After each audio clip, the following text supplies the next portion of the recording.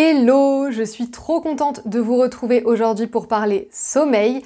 Dans cette vidéo, vous allez comprendre pourquoi votre sommeil n'est pas optimal, pourquoi vous avez des insomnies ou des troubles du sommeil. Et surtout, on va voir sur quoi vous pouvez agir concrètement dès aujourd'hui pour améliorer votre sommeil. Ce qui est hyper important de comprendre avant de commencer, c'est que dans votre vie, absolument tout est lié. Tous les domaines de votre vie interagissent les uns avec les autres.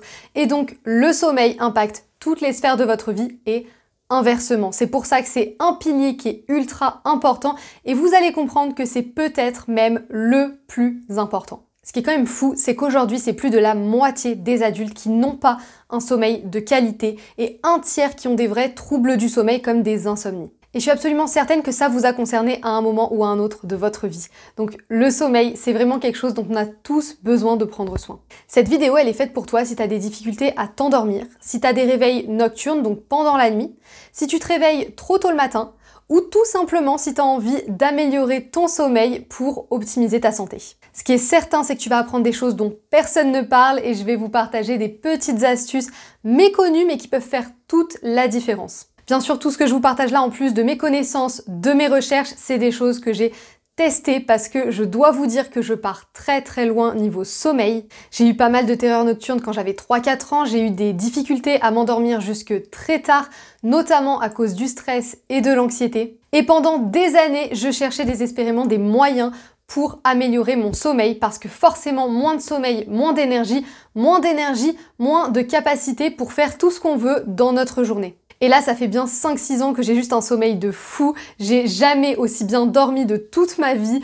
Je m'endors hyper rapidement. Je me réveille quasiment jamais la nuit. J'ai un sommeil réparateur. Je me réveille beaucoup plus facilement le matin sans avoir besoin de snoozer le réveil pendant 30 minutes. Et surtout, j'ai suffisamment d'énergie pour faire une tonne de choses dans ma journée. J'ai jamais eu des journées aussi productives, aussi remplies et une vie aussi épanouissante finalement. Si vous me suivez sur Instagram, vous avez peut-être vu que j'ai partagé un quiz sur le sommeil il y a quelques jours pour tester un petit peu vos connaissances et vous apprendre des choses dont on ne parle pas beaucoup.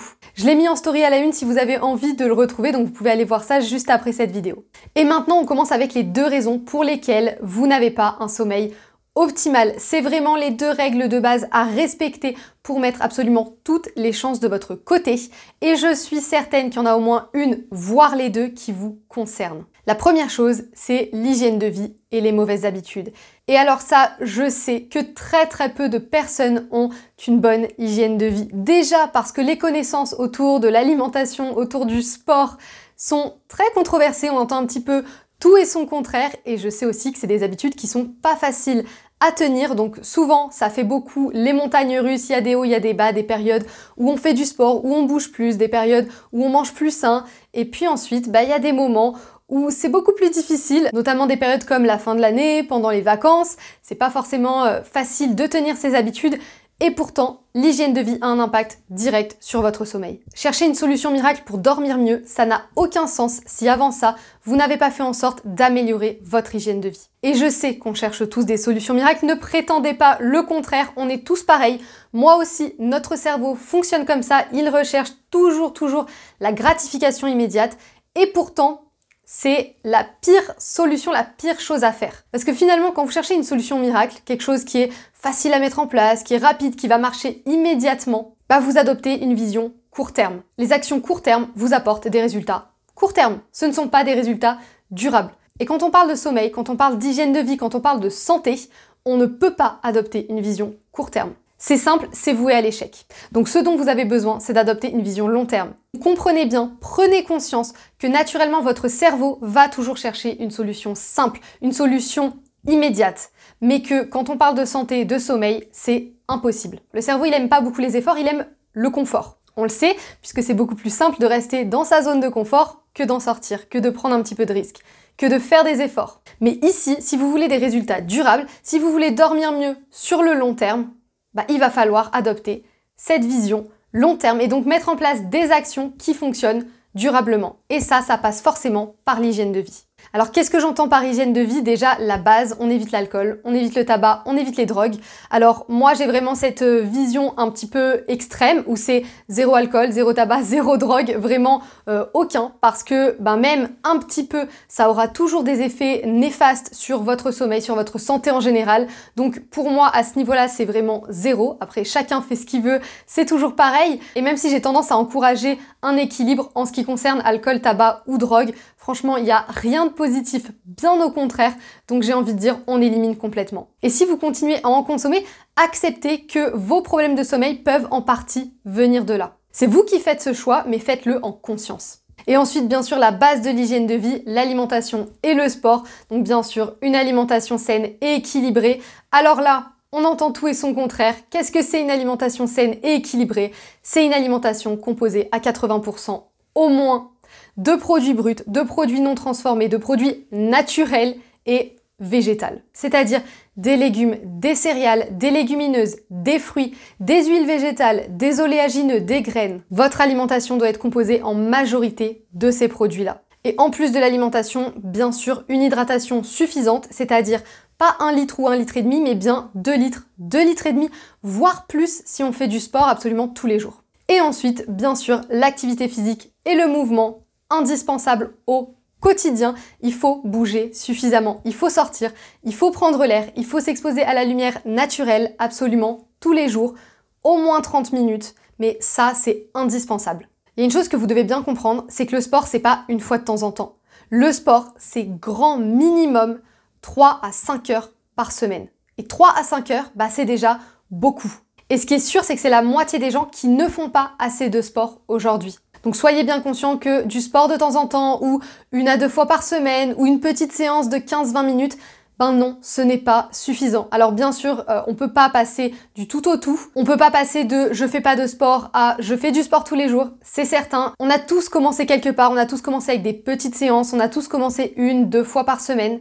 Mais la recommandation, encore une fois, c'est 3 à 5 heures par semaine, selon l'intensité, selon le sport. Donc ayez conscience de ça et sachez que l'impact sur le sommeil est absolument énorme.